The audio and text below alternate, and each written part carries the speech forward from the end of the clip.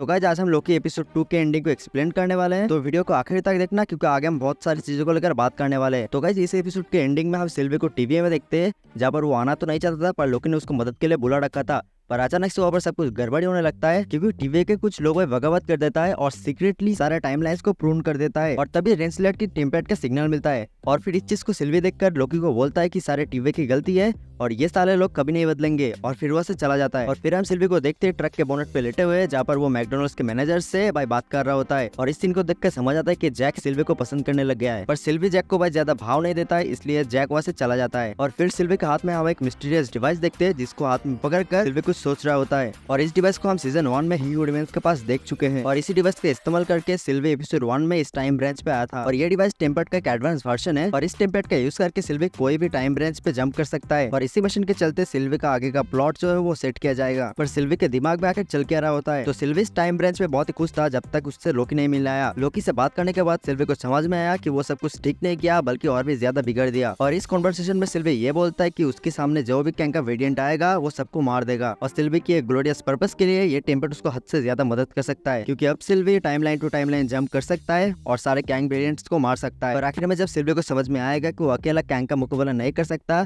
तब शायद वो लोकी का साथ देगा। और आप इस बारे में क्या सोचते हो ये कमेंट में बताना और अगर इस वीडियो को पसंद है तो प्लीज लाइक कर देना और तब तक के लिए